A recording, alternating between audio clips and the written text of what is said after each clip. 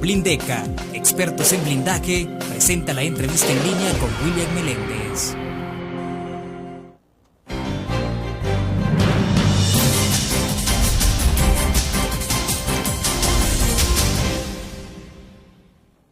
Viernes 11 de febrero de 2011, bienvenidos a la entrevista en línea. Estamos transmitiendo en tiempo real desde la sala de redacción de La Prensa Gráfica.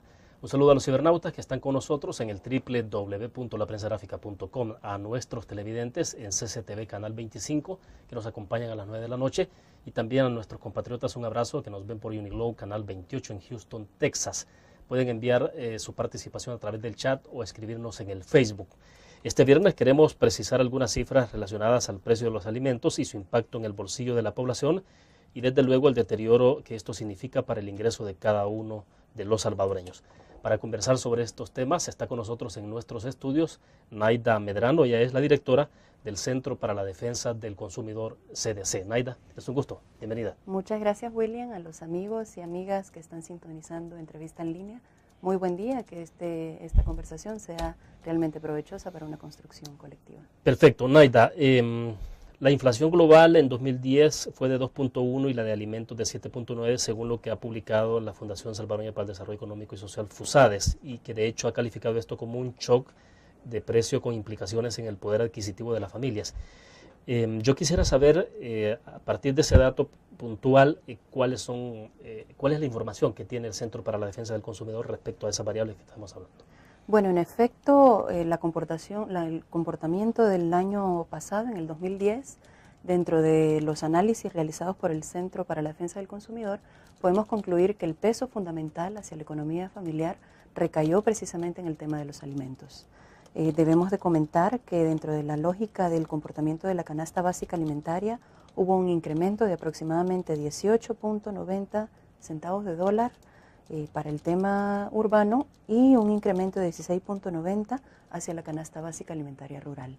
Esto, por supuesto, implica un porcentaje importante hacia el bolsillo de la familia salvadoreña dentro de los mismos gastos presupuestados para suplir o suplementar las necesidades de cada uno de los hogares.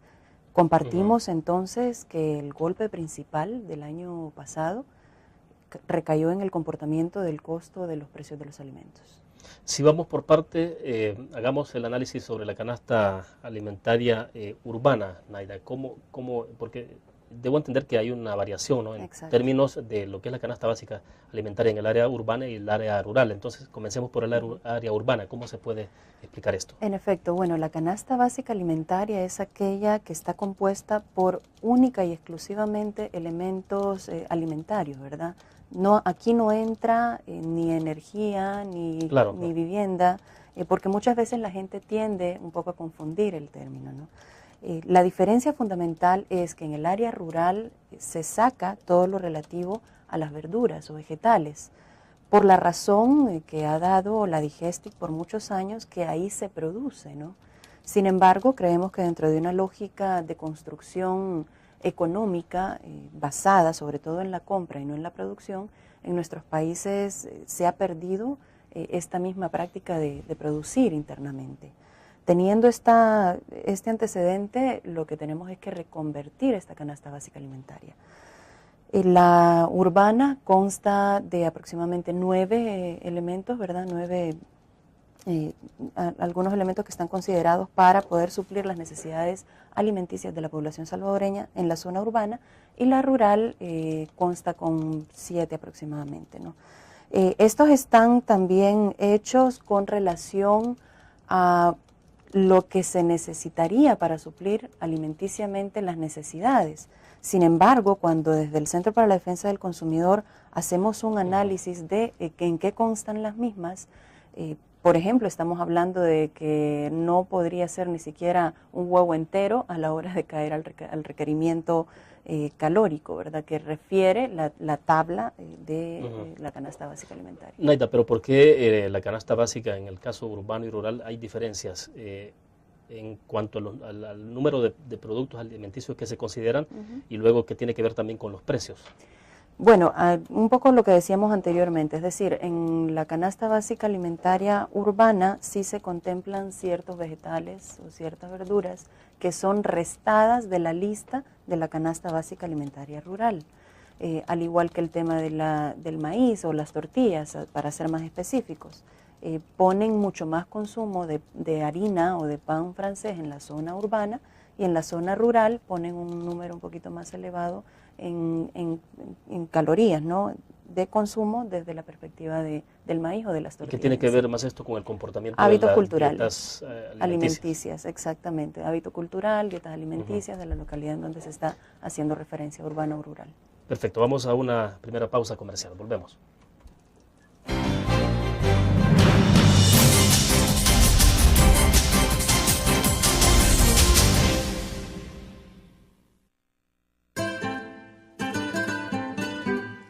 Exquisita comida, profesionalidad en el servicio y un ambiente agradable. Lo encuentra en Restaurante Mesón de Goya.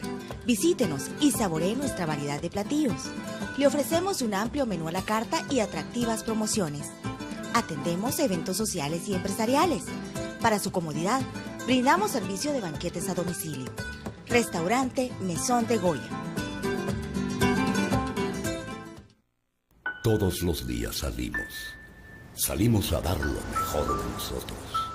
Salimos a dejar el corazón en el trabajo. Cuando hay adversidad, salimos. Cuando no sale el sol, salimos. Así somos los salvadoreños. Ponemos el alma en todo lo que hacemos. Y esta vez también saldremos. Porque saliendo a trabajar es que se sale adelante.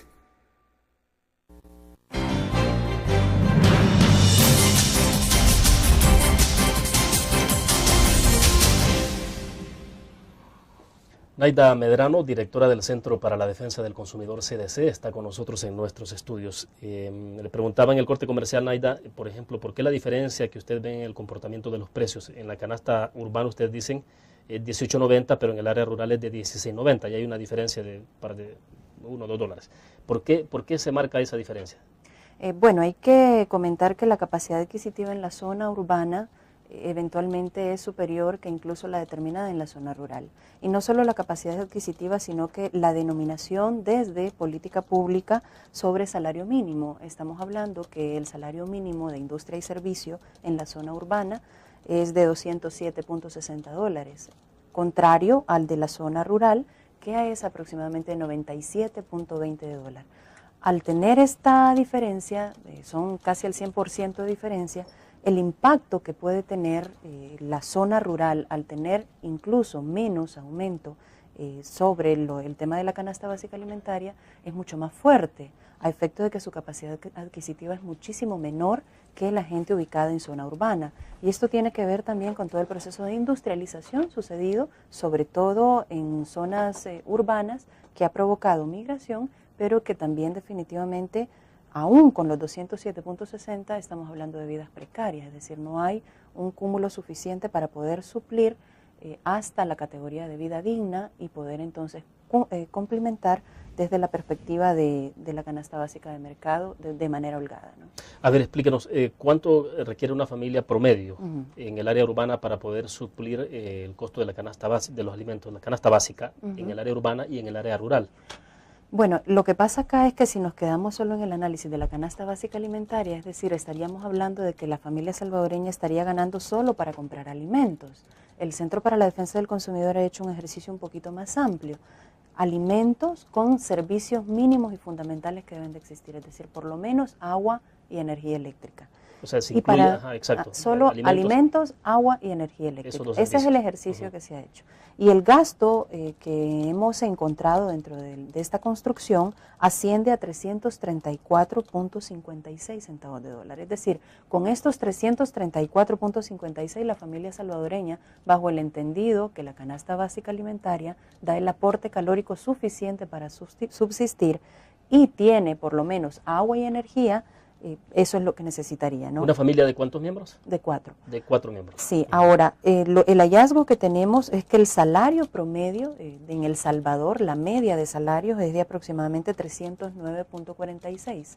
Es sobre todo focalizado en las zonas urbanas, ¿no? Donde, por ejemplo, hay 2 personas que trabajan en una industria o como obreros o como obreras o tienen algún salario establecido, es 309.43. Aún en este panorama, que es el ingreso, no el salario mínimo, no llega a cubrir a lo que nosotros hemos denominado el gasto familiar básico mensual. Esto llega a cubrir solo el 92% de la totalidad de esta propuesta de gasto familiar básico mensual. En el caso del salario mínimo urbano, que asciende a 207.60, en el caso de industria y servicios, llega a cubrir el 62%. Y en el caso del salario mínimo rural, que es 97.20, como anteriormente lo comentábamos, llega a cubrir únicamente el 29%. Es decir, la brecha existente para que las personas en el área rural puedan cubrir este gasto familiar básico mensual, falta por lo menos un 70%, ¿no? Es decir, porque estamos hablando que ni siquiera la comparación es sobre la base del salario mínimo, sino sobre ese salario medio que ustedes estipulan entre los $309 en zona urbana, por ejemplo. Ese es el ingreso, ese es el ingreso promedio. Pero entonces, ¿cuánto, en términos ya de dólares, cuánto requeriría una familia para poder cubrir el déficit? Bueno, si estamos hablando del salario mínimo rural, estamos hablando de 97.20, pues nos faltan aproximadamente $270, ¿no? Más o menos. Bueno, a 97.20 le quitamos 334 para suplir ello, la diferencia es lo que haría falta. Este es en el tema de salario mínimo rural, por eso decimos que hace referencia al 29%.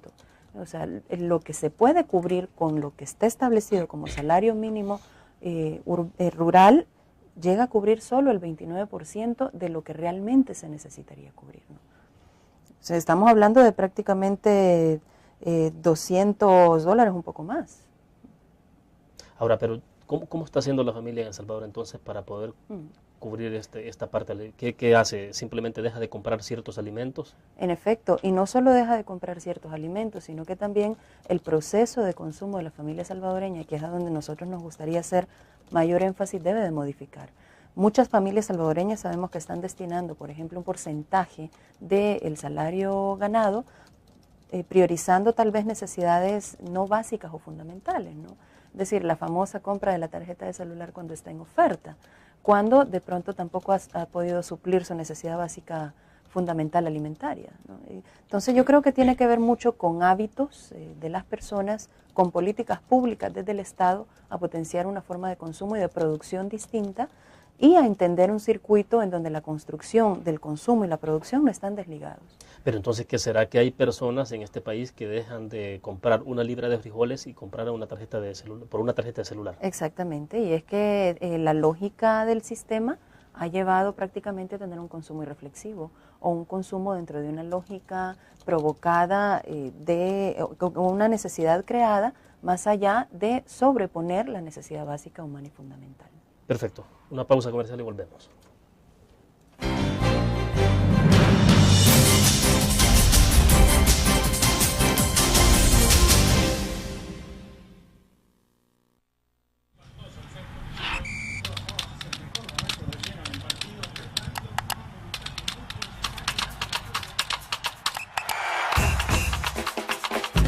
La emoción del deporte está en www.elgráfico.com.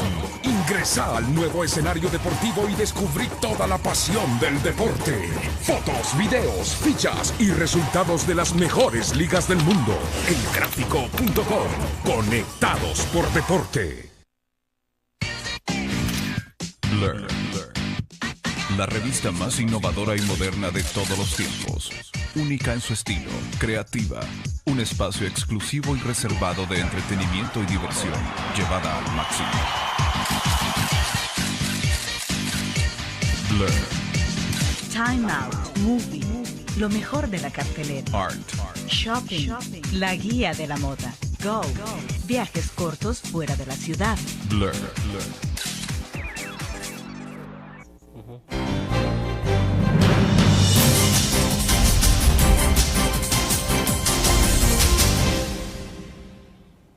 Naida, entonces, ¿cuánto es lo que puede requerir una familia de ingresos promedios para poder cubrir en la canasta básica alimentaria en el área rural y en el área urbana? ¿Cuánto debería ser entonces el ingreso establecido? para cubrir, lo decíamos, alimentos, agua y energía eléctrica, ¿no? Claro. Bueno, lo que nosotros como Centro para la Defensa del Consumidor hemos construido llega hasta 334.56. Eso estableciendo un mínimo de canasta básica alimentaria más servicios como agua y energía eléctrica, ¿verdad? Sin embargo, sabemos que esto puede ascender un tanto más por cuanto, por ejemplo, medicamentos, vestuario, recreación misma tan necesaria en la familia salvadoreña no está considerado acá. Creemos que en efecto la política pública debe de ir bajo una lógica, si no de mejorar la capacidad adquisitiva de su población, a por lo menos generar un circuito que permita un salario social suficiente a efecto de suplir estas necesidades. Es decir, podría ser la construcción de un circuito de producción que aminorara el costo de lo que ahora es en alimentos, porque hay una dependencia bastante alta a la compra más allá de la producción, o incluso podría ser el suplir dentro de un marco regulatorio determinado como la ley de medicamentos, todo un proceso para que esto logre disminuir y que el impacto hacia la familia sea menor. Claro, o sea que si la familia tuviera posibilidades de salud adecuada, de educación y gratuita, entonces, digamos, eso se puede descargar y hacerse a un lado. Exactamente, y ya no se carga al bolsillo de la familia salvadoreña, es decir, que todo el paquete de construcción de vida digna sea, además de una construcción desde las familias salvadoreñas, con un aporte determinado del Estado. Ahora, hablaba usted de modificar los hábitos, pero ¿cómo modificarlos? Porque siempre uno pregunta, dice, bueno, las dietas, ¿cómo han ido variando? ¿No? Se come menos tortilla hecha sobre la base de maíz y se consume más pan francés, que es con trigo. Eso es un ejemplo, ¿no? Sin embargo, creemos que dentro de la lógica de funcionamiento de mercado, lo que debemos hacer entonces, lo que debemos de enfocar es un consumo de manera reflexiva, es decir, saber por qué lo consumo, si tanto lo necesito, y generar también circuitos desde la construcción de Estado que permitan visibilizar alternativas más allá que las que este sistema nos muestra. Es decir, de pronto buscamos al intermediario, más allá de buscar un circuito de producción directamente. Aparte de ello, tenemos también una mucha práctica y reflexiva de la población salvadoreña. Nos dice el último informe del PNUD que El Salvador es el tercer país más consumista, no más consumidor, más consumista. Dentro de la lógica incluso o del comportamiento en donde de $100 se están gastando 102, es decir, estamos gastando más de lo que realmente tenemos. En artículos seguramente no tampoco necesarios para la subsistencia o una vida digna. Y desde las políticas públicas, ¿cuánto se puede influir para cambiar esas conductas o comportamientos? Digo, porque finalmente la persona tiene libre albedrío para decidir qué hacer con su presupuesto, con sus ingresos. Creemos que mucho, ¿no? Porque dentro incluso de la visibilización de un circuito de economía de producción local, se pueden generar alternativas en donde la población tiene otra posibilidad a la cual accesar. Ese es el punto fundamental del análisis del Centro para la Defensa del Consumidor. Difícilmente habrá libre albedrío si no hay más que una opción, y que esta opción es el libre mercado dentro de un funcionamiento que le permite a este libre mercado tener oligopolios o monopolios establecidos en circuitos determinados, por ejemplo, supermercados.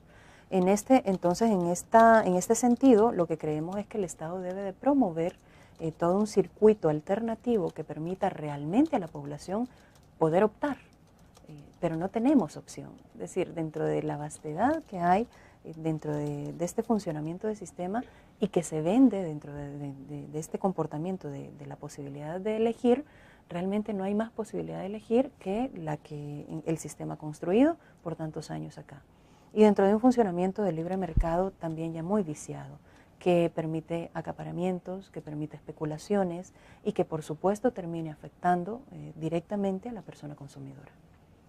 Bueno, acá nos escribe Daniel Sifonte, dice, saludos a su invitada. Una pregunta histórica, ¿cree usted que si el IRA fuera reabierto, ayudaría a mantener una política de bajos precios? Gracias y saludos. Bueno, muchas gracias al amigo. Por supuesto, tal vez el IRA, el problema que tuvo es que al final de su periodo se generaron una serie de circuitos de corrupción que hicieron incluso que este terminara en decadencia.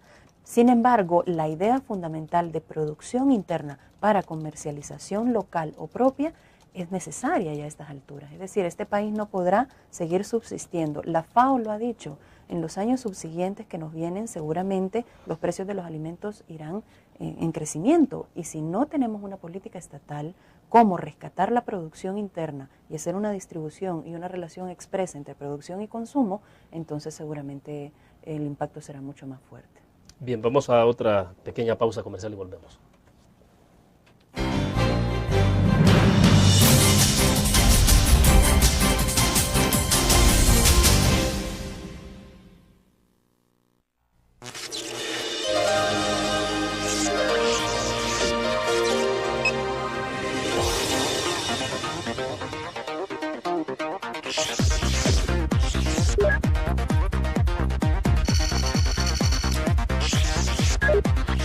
Estimulamos tus sentidos para que leas, veas, escuches e interactúes con la verdad.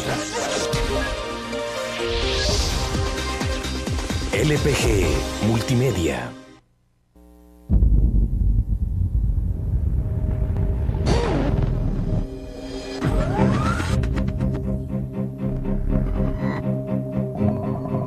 El inicio de una estrategia financiera desde los negocios y la actividad económica hacia toda Centroamérica.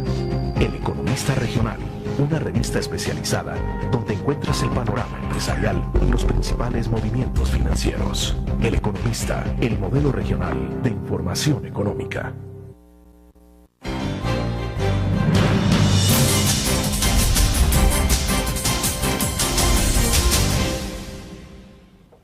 Quiero que volvamos sobre el tema del Instituto Regulador de Abastecimientos IRA, Naida, porque bueno, en el caso del IRA, hasta donde uno ha leído un poco sobre lo que ocurrió en ese momento, es que el instrumento como tal no era malo, sino las personas que integraron el IRA fueron los que corrompieron todo el sistema, pero como modelo como tal.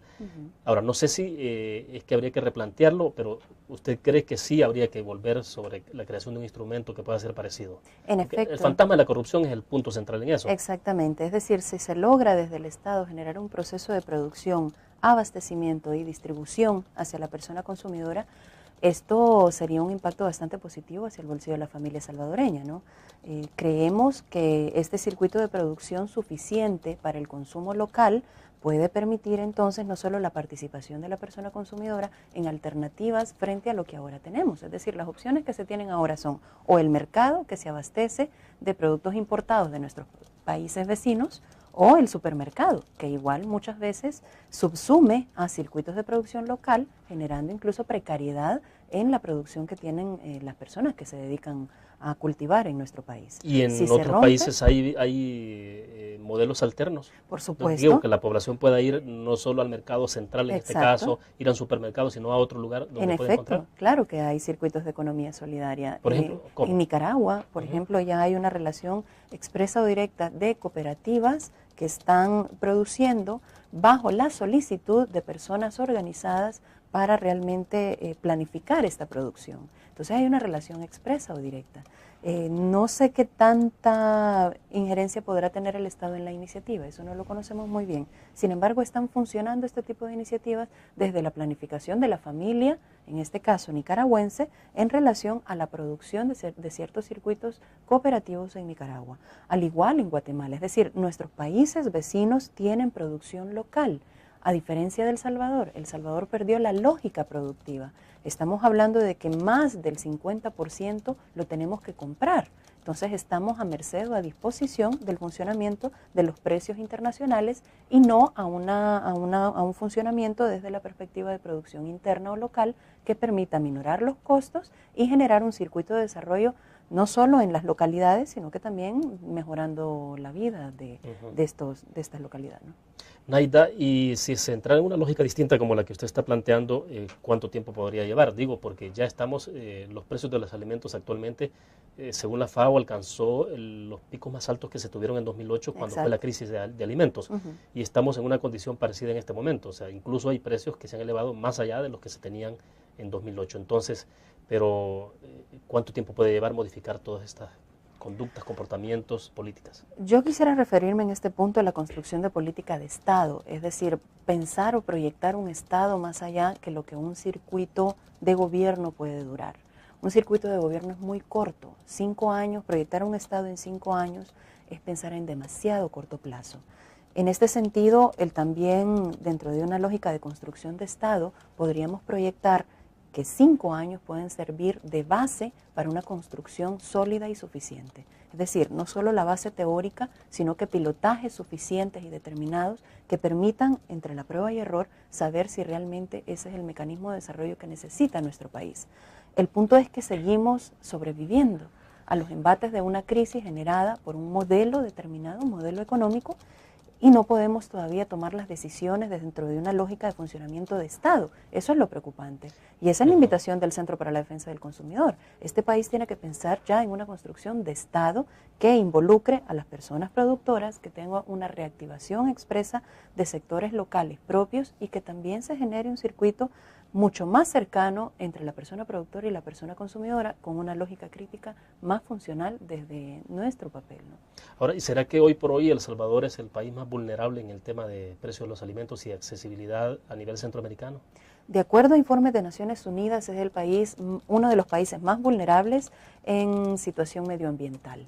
Eso lo expone grandemente. Es decir, cualquier fenómeno natural provocado que genere desastre dentro de su comportamiento social, si se quiere, va a impactar fuerte a la economía del país. Uno, porque la producción es baja. Entonces, si la baja producción que tenemos se ve impactada, la necesidad de erogar más fondos del Estado para importar productos y suplir determinadas crisis es mayor.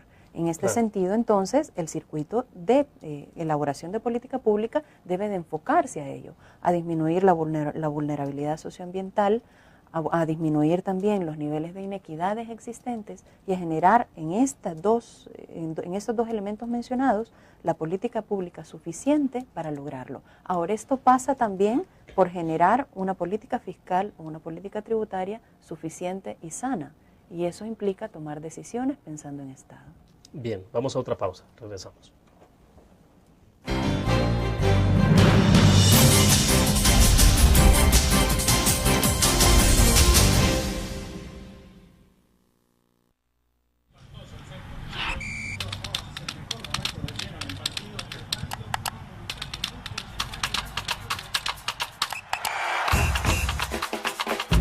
La emoción del deporte está en www.elgráfico.com. Ingresa al nuevo escenario deportivo y descubrí toda la pasión del deporte. Fotos, videos, fichas y resultados de las mejores ligas del mundo. Elgráfico.com. Conectados por deporte. Blur. La revista más innovadora y moderna de todos los tiempos. Única en su estilo, creativa. Un espacio exclusivo y reservado de entretenimiento y diversión, llevada al máximo. Blur. Time Out, Movie, lo mejor de la cartelera. Art. Shopping, la guía de la moda. Go, viajes cortos fuera de la ciudad. Blur.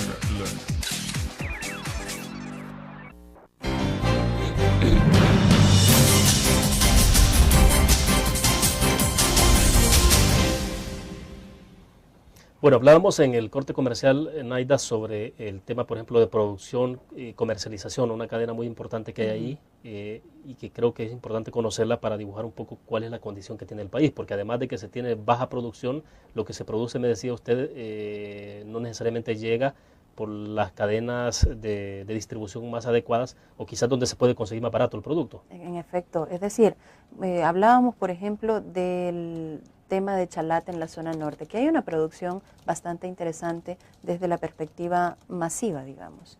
Lo que sucede es que de pronto estos pequeños productores o estos productores en la localidad terminan vendiéndole a una cadena de supermercados. Una cadena de supermercados que termina incluso especulando con precios más allá de lo que a nivel nacional podría sucederle. Juega incluso con precios a nivel internacional y juega también con todo este proceso climatológico. Eso es realmente macabro dentro de la participación de la persona consumidora en este circuito, que es el eslabón último. ¿Cómo rompe usted entonces con ese? Porque claro, es posible, claro, si hay un productor y el supermercado le ofrece precios más altos, dice, bueno, y lo voy a vender al supermercado. Pero entonces, ¿cómo hace usted para que el productor también tenga precios adecuados, razonables, pero también entonces que tenga otras opciones de venta de sus productos? Es que aquí es donde viene también todo un proceso de política estatal hacia el salario social. Es decir, el productor puede estar generando todo un proceso de abastecimiento hacia la localidad, pero puede recibir incentivos importantes desde el Estado. Viene por ahí, por ejemplo, el proceso de formación o de educación hacia los niños y las niñas de la comunidad. Puede generar también circuitos turísticos o puede apoyar o generar procesos que realmente lleven a una vida digna a ese lugar que está produciendo para la localidad. Eso es lo que hemos perdido, la relación del Estado con la persona productora. Y dentro de todo esto, la participación directa de la persona consumidora. Ese es el modelo o ese es el punto que se nos ha perdido entre la única opción que tenemos ahora, que es el libre mercado sin más alternativas que el funcionamiento bajo la lógica de un modelo determinado, que todavía impera a pesar de saber históricamente, o sea, la historia ya nos dijo que este modelo nos lleva a crisis mundiales, ni siquiera locales. Ahora, pero entonces la participación del Estado en la cadena de producción y distribución tiene que ver más con los incentivos, partiendo de que el productor en un momento determinado puede estar vendiendo sus productos en otros lugares con precios que pueden ser más bajos y no tan rentables. Sí, incentivo, visibilización, incluso lo que comentaba el amigo, esto es el proceso incluso de recolección desde el Estado para poder generar todo un proceso luego de abastecimiento hacia la población. El IRA, como bien sabemos, era dentro de la lógica de funcionamiento estatal, era un elemento de asumir todo el proceso productivo para luego distribuirlo. Eso es lo que podría eventualmente cambiar, es decir, no tiene que ser a través de una entidad estatal que se recolecte todo lo que en producción implica lo realizado desde la zona rural, sino que podría ser como un puente o un intermediario para generar beneficio de las personas productoras, pero también generar la alternativa hacia la persona consumidora, más allá de las libertades fiscales y estas grandes amplitudes que se han dado a la inversión que finalmente terminó haciéndonos un país altamente dependiente y poco productor. Bien, de Sindicato Independiente en el Facebook nos han escrito, dice, verdaderos planes de seguridad alimentaria no hay. Los alcaldes, las organizaciones sociales y el Ministerio de Agricultura deberían trabajar unidos para luchar contra el hambre. La crisis es generada por la falta de conciencia de no tener políticas claras y concretas para el desarrollo económico y la seguridad alimentaria. Yo estoy de acuerdo. De hecho, el debate en el Centro para la Defensa del Consumidor ha ido un poco más allá de la seguridad alimentaria, porque de pronto la seguridad alimentaria también nos fue vendida como la posibilidad de tener 3 tiempos de comida suficientes, pero 3 tiempos de comida en donde no sabemos tampoco si es alimento transgénico o si también ha sido importado en detrimento de las arcas del Estado para no tener beneficios sociales. En esta lógica, el funcionamiento o el debate del Centro para la Defensa del Consumidor ha ido un tanto más allá junto con organizaciones productoras, con cooperativas. Es el debate sobre soberanía alimentaria, es decir, saber desde nuestro país qué, cómo, cuándo, dónde y por qué producir. Y el debate de la seguridad alimentaria, que es el paso previo, también depende de lo que desde la lógica o este circuito del que hemos estado hablando se pueda ir avanzando poco a poco. Estamos conscientes que la soberanía alimentaria tiene que ser un proceso de rescate gradual, pero también hay que tener cuidado entre la soberanía y la seguridad alimentaria, porque entre seguridad alimentaria también nos entran, por ejemplo, donaciones o nos entran productos tratados genéticamente, que tal vez no sea tampoco desde la perspectiva de la persona consumidora ni lo más sano ni lo más barato. Bien, vamos a otra pausa y volvemos.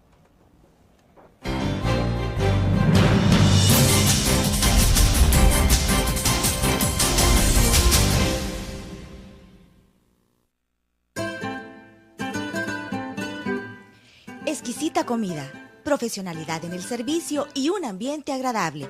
Lo encuentra en Restaurante Mesón de Goya. Visítenos y saboree nuestra variedad de platillos. Le ofrecemos un amplio menú a la carta y atractivas promociones. Atendemos eventos sociales y empresariales. Para su comodidad, brindamos servicio de banquetes a domicilio. Restaurante Mesón de Goya. Todos los días salimos. Salimos a dar lo mejor de nosotros. Salimos a dejar el corazón en el trabajo. Cuando hay adversidad, salimos. Cuando no sale el sol, salimos.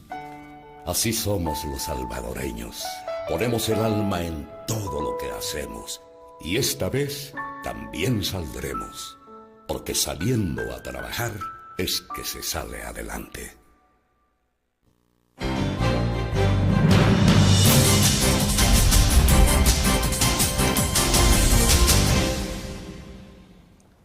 Hay un dato que me llama la atención, Naida, y es cómo están haciendo los salvadoreños entonces para suplir todas las necesidades en esa canasta básica alimentaria. Es decir, ya se sabe que hay un déficit en términos monetarios para poder comprar esos productos, pero entonces, ¿cómo está haciendo la familia?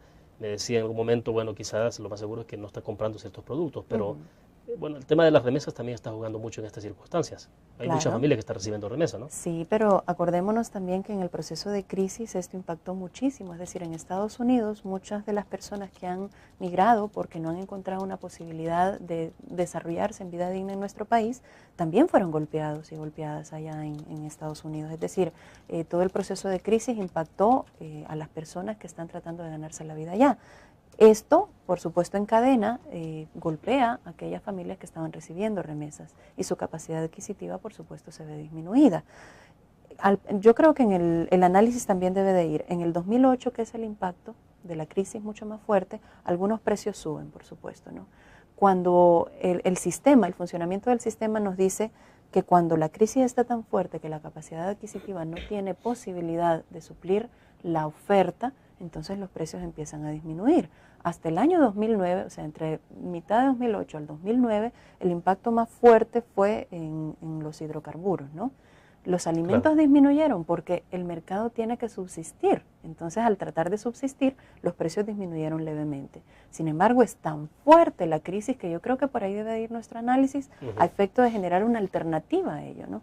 Es tan fuerte ya la crisis sistémica que los precios nuevamente van para arriba y esto impacta tan fuertemente a la familia salvadoreña que, uno, no se están comprando los alimentos suficientes para poder sobrevivir y dos, pues seguramente se están buscando alternativas.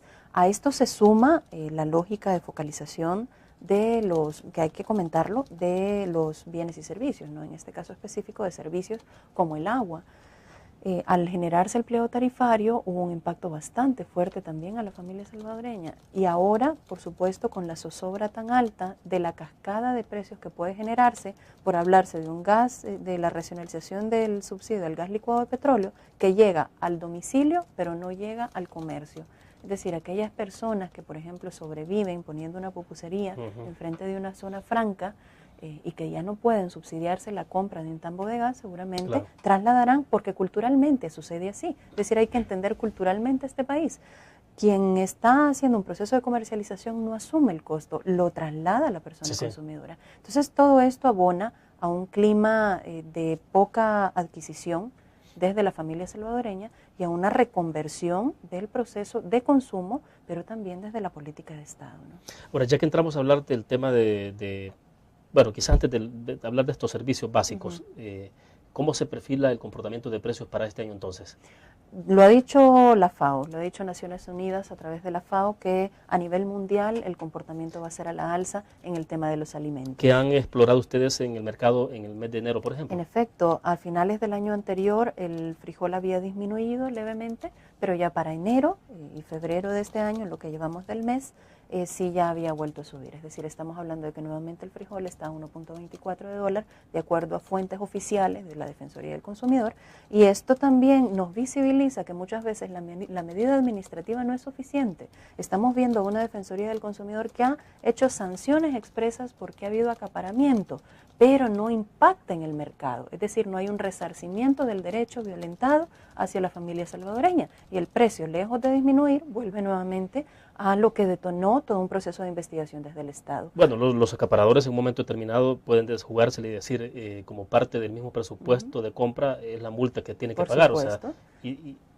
Es que es un comportamiento también muy malévolo dentro de todo este sistema. Seguramente la multa no le significó ni siquiera el 10% de las ganancias provocadas por un proceso monopólico, si se quiere, bueno, no monopólico, pero sí tal vez de diversos circuitos de compra del grano básico en otro país que terminan generando procesos de especulación fuertes. Entonces, ahí es donde creemos que el Estado debe de tomar las medidas pertinentes para como Estado garantizar el cuidado del bolsillo de la familia salvadoreña, es decir, el bienestar económico de su población.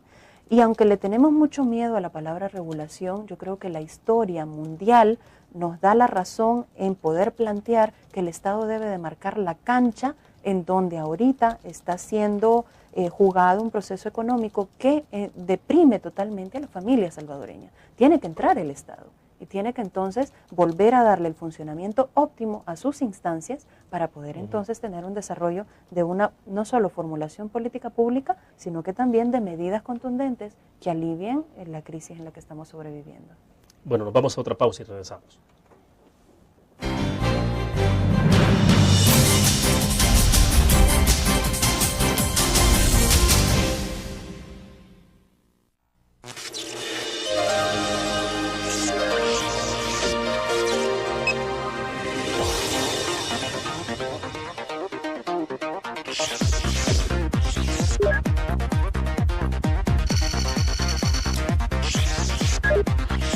Estimulamos tus sentidos para que leas, veas, escuches e interactúes con la verdad. LPG Multimedia.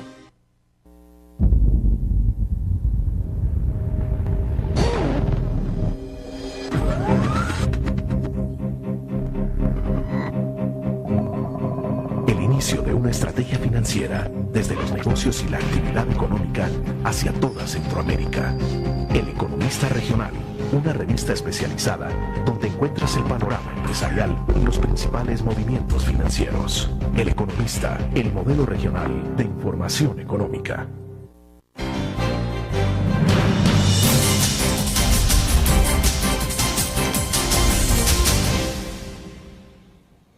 Nos decía en el segmento pasado, Naida, que dice usted que el mercado debe marcar, el Estado debe marcar la cancha. ¿Qué supone esto? Es decir, ¿cómo evitar que al final esto termine siendo una regulación desmedida y entonces termine deprimiendo también la producción en los mercados? No, la intención en efecto no podría ser esa, es decir, el Estado debe de generar las reglas claras en las que este libre mercado debe de funcionar.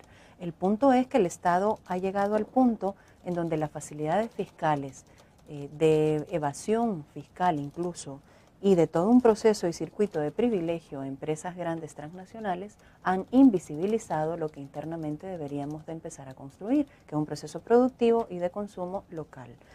Frente a esto, entonces, rayar la cancha o delimitar normas mínimas de funcionamiento de ellas pasa por ejemplo, que rindan el tributo necesario al Estado en el que están funcionando. No son pocas, el punto fundamental de esto es que el margen de ganancia de estas empresas no es mínimo, es bastante amplio. Y dentro de ello, lo justo es que el Estado grave a estas empresas a efecto de que sea un aporte luego utilizado en políticas sociales bien implementadas.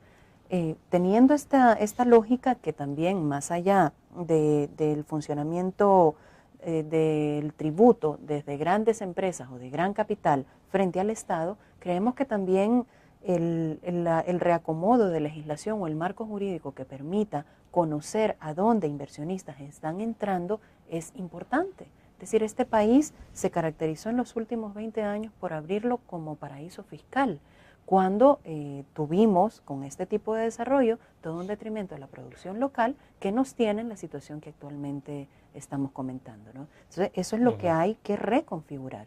A eso nos referimos cuando hablamos expresamente de que el Estado debe de pensar en Estado, más allá de la configuración de un gobierno y más allá incluso de las relaciones que deben de sostenerse en una lógica de circuitos de poder, por qué no decirlo, y en donde debe de ponerse en su papel de Estado para llegar a proteger realmente a la persona humana, como dice el artículo 1 de la Constitución salvadoreña. Perfecto. Hay otro tema que me interesa conocer su opinión y es ya un poco, dio algunos asomos usted cuando lo planteó sobre el tema del subsidio al gas.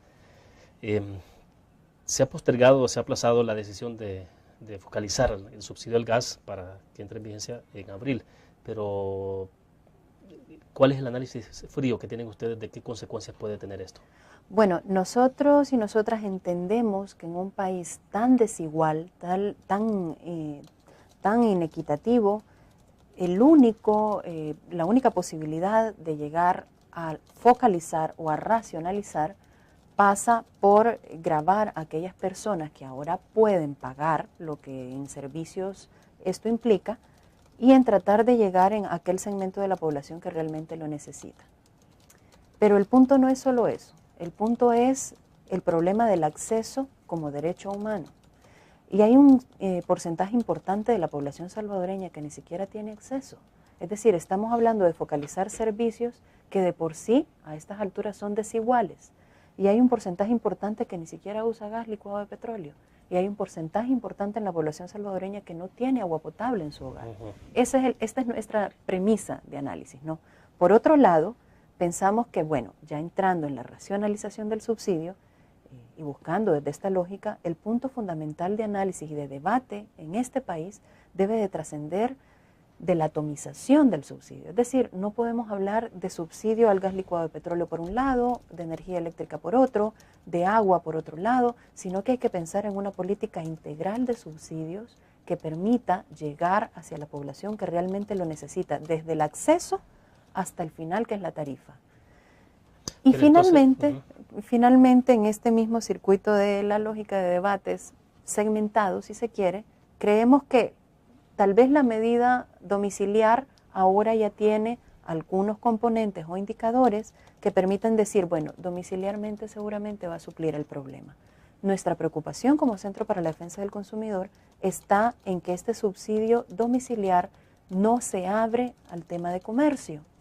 Y entonces las personas que ganan su vida y que es un importante segmento de la población dedicado a la informalidad y que se dedican a un proceso de venta de comida para aquellos centros grandes de trabajo como el centro de gobierno, como grandes fábricas, estas personas, si no son censadas de la forma adecuada en el tiempo debido, van a generar un circuito de errores de exclusión que van a terminar siendo trasladados a la persona consumidora. Entonces, lo que puede en efecto estar ganando la persona consumidora a nivel domiciliar, lo va a estar perdiendo cuando tenga que comprar con un precio trasladado hacia nosotros y nosotras mismas, porque no ha sido subsidiado de forma correcta el sector comercio, ¿no? O sea, la posibilidad, la inminencia de que esto lleve al efecto cascada en el precio de los productos, al aumento de precios, es real. En efecto, es decir, es un problema cultural. El salvadoreño nunca termina asumiendo si tiene un negocio el precio, él siempre lo traslada. Entonces ahí es donde, y además tiene lógica, es decir, la depresión hacia la economía salvadoreña es tan fuerte que obviamente no van a querer cargar con este gasto nuevo que les llega. Y nuestra preocupación incluso no es para las personas desde la perspectiva domiciliar. Creemos que técnicamente el Ministerio de Economía ha desarrollado una herramienta bastante completa, bastante interesante. Nuestro problema fundamental de análisis, y lo dijimos en enero de este año, a efecto de solicitar la suspensión de la medida, fue precisamente porque en aquellos comedores, en aquellas tortillerías, en aquellos lugares donde se hacen pupusas, seguramente se va más de un tambo de gas incluso a la semana. Perfecto. Le interrumpo y volvemos con el tema después del corte comercial. Volvemos.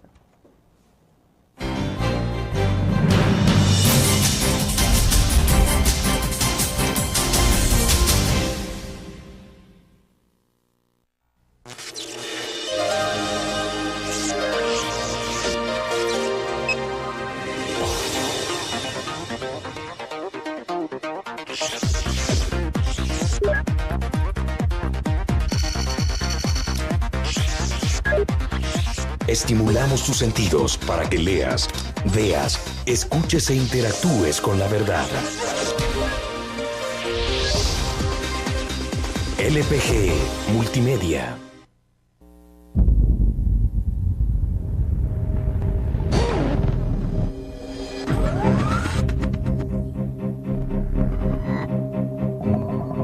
El inicio de una estrategia financiera desde los negocios y la actividad económica hacia toda Centroamérica.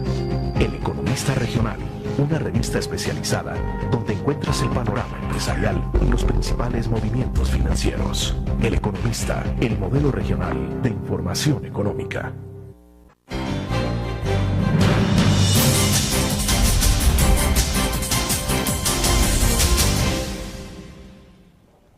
Bueno, entonces sí hay una preocupación concreta del impacto que puede tener la focalización del subsidio en el gas en la familia de este país. Por supuesto, y sobre todo desde esta lógica del subsidio a nivel de comercio, ¿no? Que es lo que comentábamos anteriormente. Otra alternativa que dijimos como Centro para la Defensa del Consumidor es que de pronto, desde dentro de una lógica de política social realizada o elaborada, lo que podría hacer es generarse todo un proceso de distribución de turbococinas. Un salvadoreño, de hecho, es la persona que ha creado este invento, ¿verdad? Esta turbococina que maximiza la utilización de pedazos muy pequeños de leña y que optimiza no solo el calor, sino que también la duración del mismo. Este tipo de energías renovables, de utilización de nuevas tecnologías e incluso de diversificación de una matriz, si se quiere, más allá de lo difícil que es depender de la fluctuación de los precios internacionales en materia de hidrocarburos, creo que debería ser una materia a explorar fuertemente en nuestro país. ¿Y han medido ustedes qué puede implicar de impacto? ¿Cuánto puede impactar entonces la focalización de subsidios sobre los alimentos?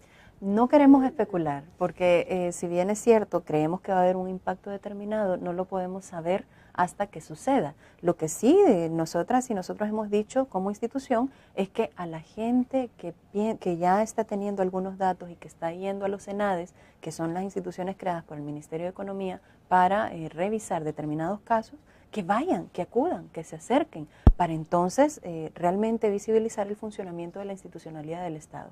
¿Está el Estado lo suficientemente fuerte para realmente asumir esto o todavía no?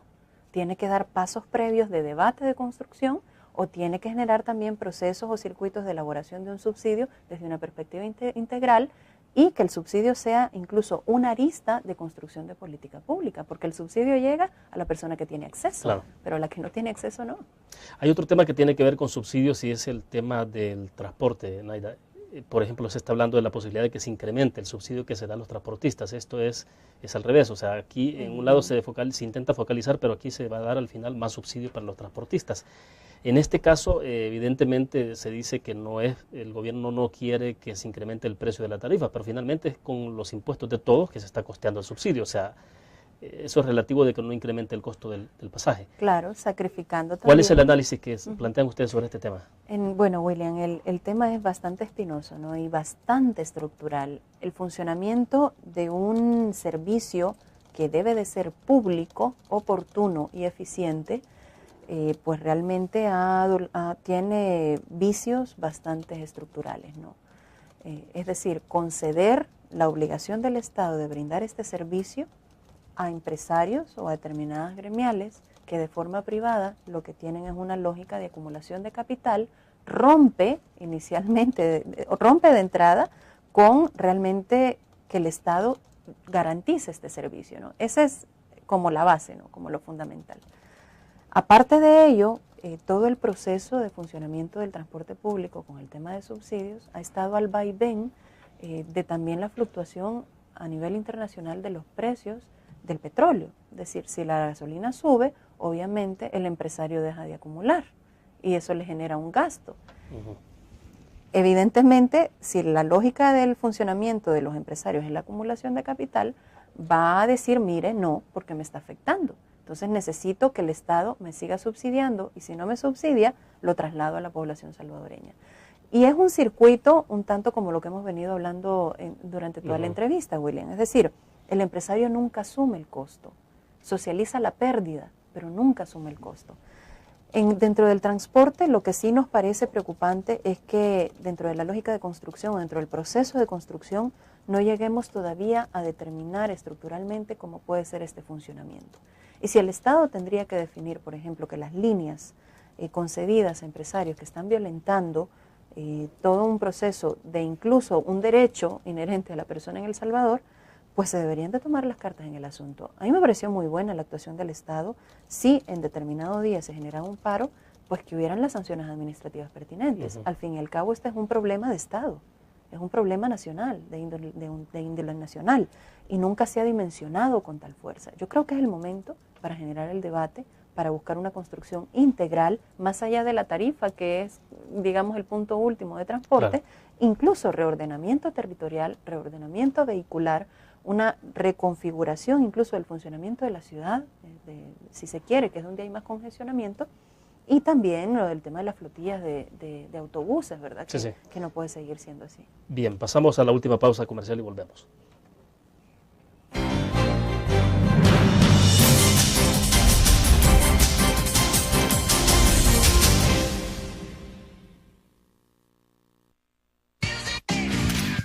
Learn.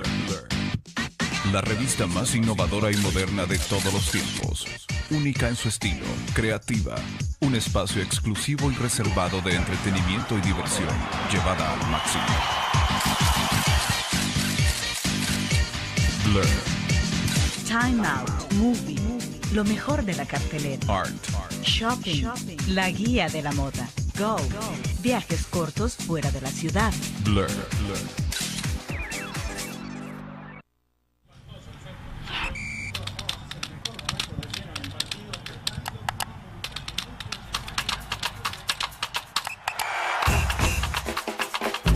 La emoción del deporte está en www.elgráfico.com. Ingresa al nuevo escenario deportivo y descubrí toda la pasión del deporte. Fotos, videos, fichas y resultados de las mejores ligas del mundo. Elgráfico.com. Conectados por deporte.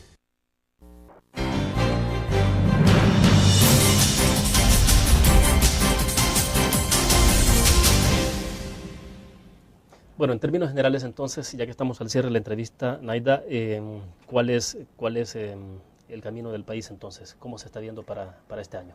Yo creo que el camino del país todavía no está finalmente delimitado, ¿no? El camino del país será el que en política de Estado se pueda entonces construir, y en política de Estado no solo entendiendo a un gobierno de turno construyendo solo, sino que a la generación de un debate que permita entonces una construcción sostenible, sustentable y suficiente para salir de la crisis y de las categorías que ya tiene nuestro país. En esta construcción creemos que es importante nuevamente el tema productivo, nuevamente el circuito de la persona consumidora en esta construcción, y finalmente la alternativa suficiente que debe de existir para que entonces este país tenga un camino adecuado. ¿Será que hay posibilidades de que el país pueda ser autosostenible en términos de lo que requiere para alimentar a toda su población? Claro, esto lleva procesos mucho más lentos a cuando ocurre una catástrofe, ¿no? O sea, un invierno puede ser en cuestión de una hora y se puede echar a perder todo, pero la posibilidad de respuesta que tiene el país se puede hacer de inmediato.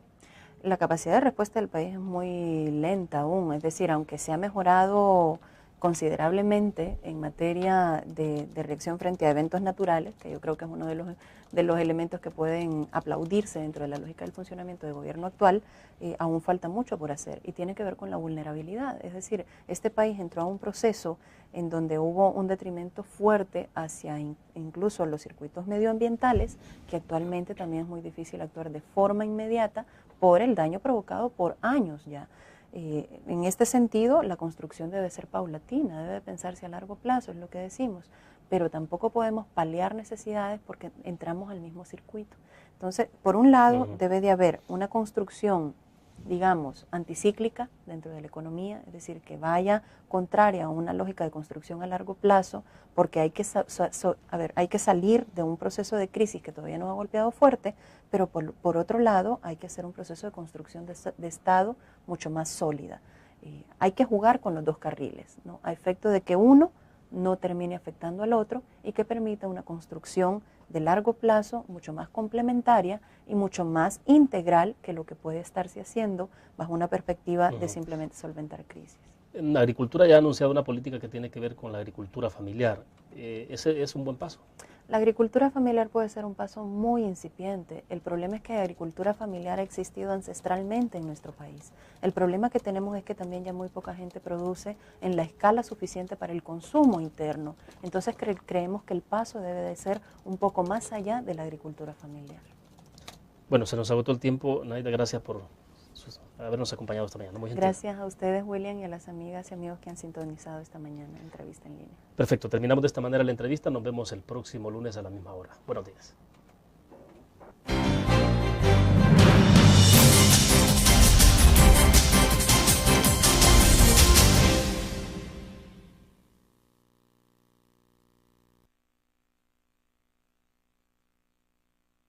De producir internamente. Teniendo este antecedente, lo que tenemos es que reconvertir esta canasta básica alimentaria. La urbana consta de aproximadamente 9 elementos, ¿verdad? Algunos elementos que están considerados para poder suplir las necesidades alimenticias de la población salvadoreña en la zona urbana, y la rural consta con 7 aproximadamente, ¿no? Estos están también hechos con relación a lo que se necesitaría para suplir alimenticiamente las necesidades. Sin embargo, cuando desde el Centro para la Defensa del Consumidor hacemos un análisis de en qué constan las mismas, por ejemplo, estamos hablando de que no podría ser ni siquiera un huevo entero a la hora de caer al requerimiento calórico, ¿verdad? Que refiere la tabla de la canasta básica alimentaria. Naida, pero ¿por qué la canasta básica en el caso urbano y rural hay diferencias en cuanto al número de productos alimenticios que se consideran y luego que tiene que ver también con los precios? Bueno, un poco lo que decíamos anteriormente, es decir, en la canasta básica alimentaria urbana sí se contemplan ciertos vegetales o ciertas... Sí, Naida, es un gusto, bienvenida. Muchas gracias, William, a los amigos y amigas que están sintonizando Entrevista en Línea. Muy buen día, que esta conversación sea realmente provechosa para una construcción colectiva. Perfecto, Naida. La inflación global en 2010 fue de 2.1 y la de alimentos de 7.9, según lo que ha publicado la Fundación Salvadoreña para el Desarrollo Económico y Social, FUSADES, y que de hecho ha calificado esto como un shock de precio con implicaciones en el poder adquisitivo de las familias. Yo quisiera saber, a partir de ese dato puntual, cuál es la información que tiene el Centro para la Defensa del Consumidor respecto a esas variables que estamos hablando. Bueno, en efecto, el comportamiento del año pasado, en el 2010, dentro de los análisis realizados por el Centro para la Defensa del Consumidor, podemos concluir que el peso fundamental hacia la economía familiar recayó precisamente en el tema de los alimentos. Debemos de comentar que dentro de la lógica del comportamiento de la canasta básica alimentaria hubo un incremento de aproximadamente 18.90 centavos de dólar para el tema urbano y un incremento de 16.90 hacia la canasta básica alimentaria rural. Esto, por supuesto, implica un porcentaje importante hacia el bolsillo de la familia salvadoreña, verduras que son restadas de la lista de la canasta básica alimentaria rural. Al igual que el tema del maíz o las tortillas, para ser más específicos, ponen mucho más consumo de harina o de pan francés en la zona urbana, y en la zona rural ponen un número un poquito más elevado en calorías, ¿no?, de consumo desde la perspectiva del maíz o de las tortillas. ¿Qué tiene que ver más esto con el comportamiento hábitos de las culturales, dietas alimenticias? Exactamente, hábito cultural, dietas alimenticias de la localidad en donde se está haciendo referencia, urbana o rural. Perfecto, vamos a una primera pausa comercial, volvemos.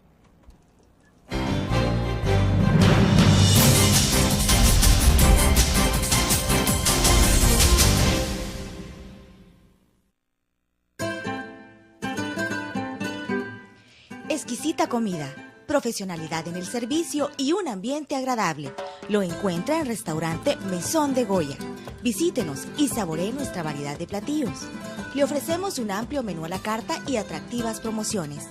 Atendemos eventos sociales y empresariales. Para su comodidad, brindamos servicio de banquetes a domicilio.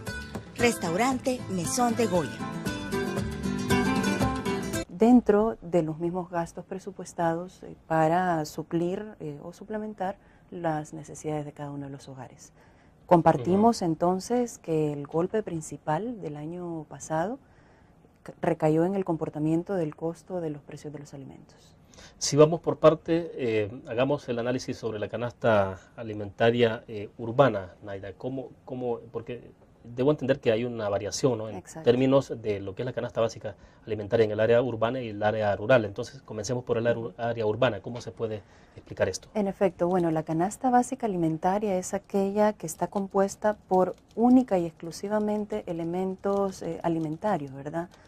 Aquí no entra ni energía ni vivienda, porque muchas veces la gente tiende un poco a confundir el término, ¿no? La diferencia fundamental es que en el área rural se saca todo lo relativo a las verduras o vegetales, por la razón que ha dado la Digestic por muchos años, que ahí se produce, ¿no? Sin embargo, creemos que dentro de una lógica de construcción económica basada sobre todo en la compra y no en la producción, en nuestros países se ha perdido esta misma práctica de...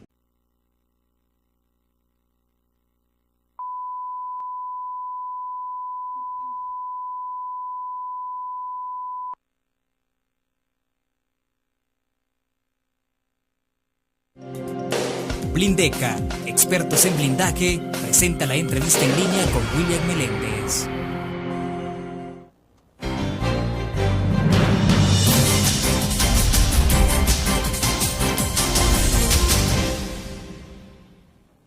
Viernes 11 de febrero de 2011, bienvenidos a la entrevista en línea. Estamos transmitiendo en tiempo real desde la sala de redacción de La Prensa Gráfica.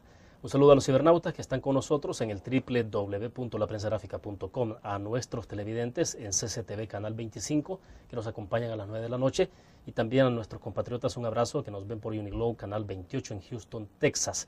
Pueden enviar su participación a través del chat o escribirnos en el Facebook. Este viernes queremos precisar algunas cifras relacionadas al precio de los alimentos y su impacto en el bolsillo de la población y desde luego el deterioro que esto significa para el ingreso de cada uno de los salvadoreños. Para conversar sobre estos temas está con nosotros en nuestros estudios Naida Medrano, ella es la directora del Centro para la Defensa del Consumidor CDC.